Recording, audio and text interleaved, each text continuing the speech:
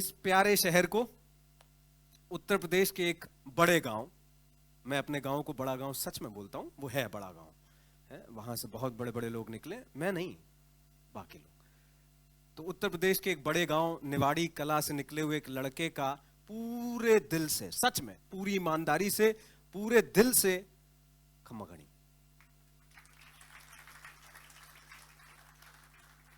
नमस्कार, मेरा नाम राघव है, आरजे राघव आप कह सकते हैं।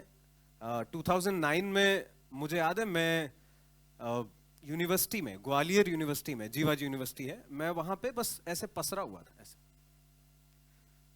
क्योंकि मैं मैथ में फेल हो गया था। अब यहाँ पे टीचर भी बैठे हुए हैं और आज teachers day, happy teachers day sir. अभी ना लेक्चर ले लेना, कैसे फेल हुए तो बताओ। तो मैं फेल हो गया था और मैं पसरा हुआ था, क्योंकि मेरे घर में आर्यभट्ट के बड़े बड़े फैन हैं। मेरे पापा एमएससी फर्स्ट क्लास मैथमेटिक्स, और सोचो मैं उस मार्कशीट के साथ घर में जाऊंगा तो घर में तो जा ही नहीं पाऊंगा पहले तो इसलिए मैं यूनिवर्सिटी में पसरा था। वहां किसी ने कहा मुझे आके, बड़े उसमें, अरे राघव सुन, वो एक रेडियो है वहां पे कुछ तो चल रहा है, तो तू चल रहा है? मैंने कहा हाँ ठीक, चल दूं। तो मैं वहां पहुंचा तो वहां बहुत सारे लोग थे, बहुत भीड़ थी, कोई गा रहा था, कोई कुछ कुछ करके दिखा रहा था। तो बाय चांस वहां एक सर मिल गए और उन्होंने मुझे मेरे कॉलेज में ऊधम करते हुए देखा होगा।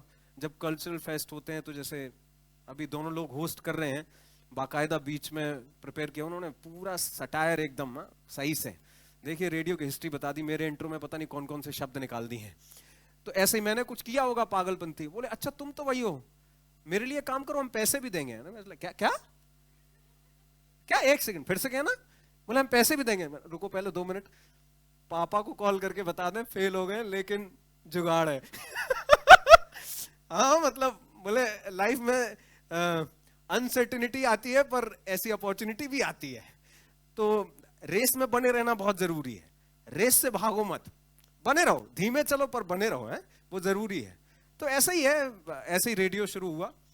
लेकिन उस पे जाने से पहले मैं जोधपुर पे आना चाहूंगा। 4 सितंबर दिन के 2:30 बजे मैं आपके प्यारे शहर जोधपुर में उतरा, और तब से मैं बस खा रहा हूं। अम्मा कसम इतना खिला, हर 2 मिनट बाद, हर 10 मिनट बाद कुछ ना कुछ खिला रहे हैं ये लोग, बहुत खिला। मैं सच बता रहा हूं, मैं झूठ नहीं बोल रहा हूं।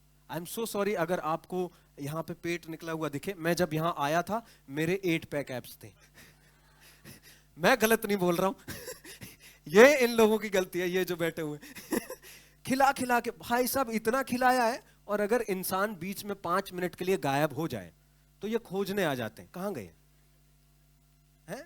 मेरे को लगा बाथरूम तक ना आ जाए, क्या हो रहा है, हाजमोला देते। अरे भाई आप इतना खिला रहे हो, हाजमोला की जरूरत ही नहीं पड़नी भाई, सही पच रहा है सब। इतना खिला रहे हैं, माय गॉड। आपने खाया? चलो बढ़िया है, क्योंकि मैं तो अभी थोड़ी देर पहले भी खा के आया हूं। देख रहे हो मेरी अनसर्टेनिटी, आ रहे हैं खिला रहे हैं, थोड़ी देर होती और खाओ। कल रात को हम वहां बैठे थे तो मैंने कहा कि अभी तो हो गया है, कह रहे नहीं अभी कहां हुआ है, अभी तो वहां और है। कितना खिलाओगे? पर यही बात है जोधपुर की जो मैं साथ ले जाने वाला, बहुत खिलाते हैं भैया। इस बात पे तो तालियां बजा दो आप इनके लिए, बहुत खिलाते हैं, भर भर के खिला रहे हैं। मेरे घर वालों की थोड़ी टेंशन कम हो जाएगी, 4 दिन जोधपुर में थे, बहुत खाया है बोले। और खाने से याद आया कि ये अनसर्टेनिटी जो मैं झेल रहा हूं, इससे मेरे माइंड में एक ऐसी बात आ रही कि सर्टेन क्या है। सर्टेन है सूरज का उगना, रात का हो जाना, धोनी का छक्का, जीवन मृत्यु, और मम्मी का आपको पटवारी बनते हुए देखना। ये चीजें सर्टेन है, ये नहीं बदलती। सूरज का टाइमिंग बदल बदले, मम्मी का नहीं बदलने वाला। ठीक है।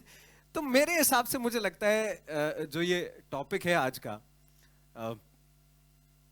केवल इतनी ही चीजें जो सर्टेन है, इसके अलावा सब कुछ अनसर्टेन है। सब कुछ, मतलब आप सांस ले रहे हैं इस वक्त, आसपास चेक कर लो कोई कम तो नहीं हो गया। नहीं मैं मतलब देख लिया करूं। अनसर्टेन है, बहुत बहुत अचानक से कुछ भी हो रहा है दुनिया में, है ना। अभी पिछले कुछ सालों में तो हमने बहुत कुछ देखा है जो हो रहा है। तो ऐसे ही है, हर तरफ अनसर्टेनिटी है। और अनसर्टेनिटी का मतलब है ठोकर, थपेड़े, अपॉर्चुनिटी, उम्मीद, क्रिएटिविटी, नया कुछ करने की एक क्षमता आपके अंदर से आएगी, कुछ नया कर गुजर जाओगे, नहीं कर पाओगे तो शायद कुछ नया सीख जाओगे, कोई और करेगा तो उससे थोड़ा इंस्पायर हो जाओगे। जहां अनसर्टेनिटी है वहीं पे कुछ ना कुछ नया है। अब आपके पास दो ऑप्शन है। मैं नहीं आपसे कहने वाला हूं, मैं तो बिल्कुल नहीं कहने वाला हूं कि आप अनसर्टेनिटी में रहें। आप डिसाइड करो। आपको अगर बिल्कुल सेट वाली लाइफ चाहिए तो मम्मी की बात मानो, पटवारी बन जाओ, ठीक है, सब सेट है। लेकिन अगर आपको आपके अंदर की इमेजिनेशन को, आपकी क्रिएटिविटी को, आपके अपने सपनों को थोड़ा बाहर लाना है, दुनिया के सामने दिखाना है, बताना है कि आपके अंदर भी कुछ है और आप भी दुनिया के साथ कदम मिला के चल सकते हैं, तो फिर तो अनसर्टेनिटी आएगी।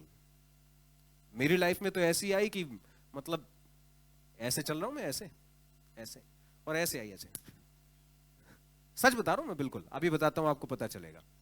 2009-10 जब मैं रेडियो शुरू ही कर रहा था, उन्होंने कहा कि रेडियो हम आपको सिखा देंगे, बाकी उधम तो आपको आता है लेकिन रेडियो में कैसे बोलेंगे वो हम आपको बताते हैं। मैंने कहा ठीक है, बता दो, पैसे भी दे ही रहे हो तो क्या दिक्कत है, सीख ही लेंगे। उसके बाद उन्होंने कहा कि आना जाना शुरू कर दो। हम आना जाना शुरू कर दिए।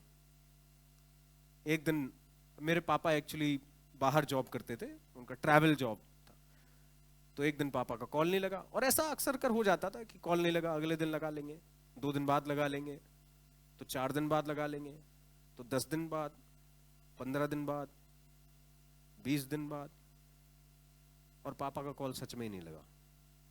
और मैं आपको लिख के देता हूं, अपने भारत देश में जो लोअर मिडिल क्लास फैमिली होती हैं, 99% फैमिली एक आदमी पे डिपेंड होती है। वहां अगर जरा सा भी हिला ना कुछ तो पूरी फैमिली हिल जाती है।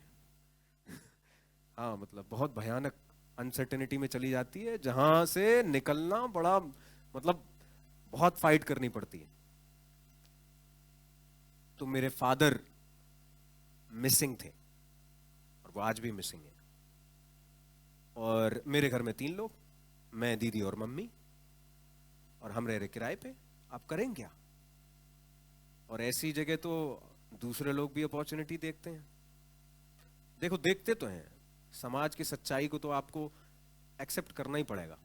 जहां कुछ लोग मदद के लिए आते हैं, वहां कुछ लोग उसमें अपॉर्चुनिटी भी देखते हैं, बोले यहां। तो मेरे सामने सच में 2 ऑप्शन थे, मैंने जो उस वक्त सोचा था, और मैं पूरी ईमानदारी के साथ कहता हूं ये बात, ताकि आप समझ सको कि ओके, ऐसा भी टाइम आ सकता है और आप क्या करो। मेरे सामने ऑप्शन थे, या तो ट्रक के आगे या ट्रेन के आगे। सच में।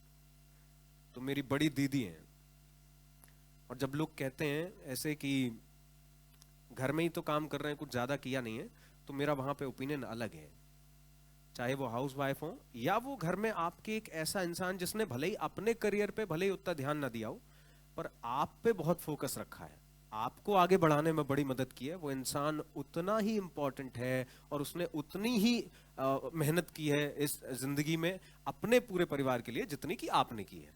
तो मेरी दीदी ने बस मुझसे इतना कहा कि देख लो क्या करना है, यहां से निकल तो सकते हैं पर लगना पड़ेगा। तो मेरी दीदी 3 किलोमीटर पैदल जाती थी जॉब करने के लिए, उनको टैली आती थी तो उनको एक जॉब लगी थी, और मैं रेडियो के अलावा भी मैं अलग अलग जाता था, जो कुछ काम कर सकता था मैं करता था, होस्टिंग का या जो भी।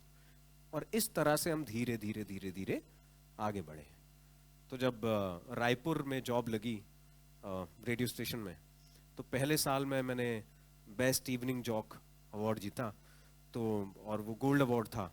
तो उनको लगा कि एक सर जानते थे, उन्होंने कहा कि यार ये लड़का मतलब अलग परिस्थितियों से आया है और फिर भी मतलब evening show, it's all about fun, मौज मस्ती, क्रिएटिविटी, वो जीत के जा रहा है, ये अच्छी बात है।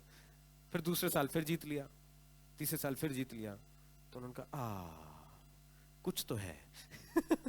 तब जाके उनको थोड़ा थोड़ा ये चीजें समझ में आई, और मुझे भी समझ में आई कि मेरे अंदर और भी कुछ बातें हैं जो मुझे खुद को एक्सप्लोर करनी चाहिए। और ऐसे कर करके रेडियो का 13 साल का करियर हो गया। 13 साल में फिर मैं 2016 में मैंने कानपुर रेडियो सिटी ज्वाइन किया और अभी 2 साल पहले छोड़ा है। वहां से वो एक वीडियो बनाया, सुबह सुबह बिना मुंह धोए बनाया था, सच में।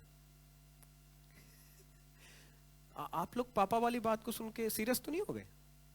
क्योंकि हम नहीं हुए, सच्ची बता रहे। हम सीरियस हुए थे उस जिंदगी से थोड़ा बाहर आने के लिए। तो आप भी मौज में रहो, आप हंसते रहेंगे तो मजा आता रहेगा, ठीक है? हाँ, नहीं सच में। आप सीरियस मत हो जाना उस बात पे। हाँ, तो बस ऐसे ही चलता रहा और मैंने कहा कि लाइफ है, देखो अनसर्टेनिटी यही है। अभी आज सब अच्छा है, कल कुछ अच्छा नहीं है। हम नॉर्मल जा रहे थे और एक दिन वीडियो बना दिया, बिना मुंह धोए बनाया था, और वो आप लोगों को इतना पसंद आ गया कि आज आपने यहां बुला लिया। देख लो, ऐसी है लाइफ। तो क्या कहा था हर्षद मेहता ने? रिस्क है तो इश्क है ना? हाँ, और मैं आपसे कहूंगा कि जहां रिस्क है वहीं अनसर्टेनिटी है, और जहां अनसर्टेनिटी है, I will repeat my self, वहां उम्मीद है, अपॉर्चुनिटी है, नई चीजें हैं, उथल पुथल है, थपेड़े भी हैं, ठोकर है, और फिर एक्सपीरियंस है। और मैं आपको लिख के देता हूं ये बात, लाओ कोई पीतल का कागज। मैं लिख के दे सकता हूं आपको ये बात कि अगर वहां आप सही से मेहनत कर जाएंगे, अपने दिल की सुन जाएंगे, मतलब जो आपके अंदर है आप उस पर मेहनत कर जाएंगे, तो अम्मा कसम आप भी यहां पे खड़े होंगे। सही बता रहा हूं। और क्योंकि अब मेरे 8 पैक एप्स रहे नहीं है, इसलिए मैं बटन लगा लेता हूं। मेरी इसमें कोई गलती नहीं है। Thank you so much, thank you so much.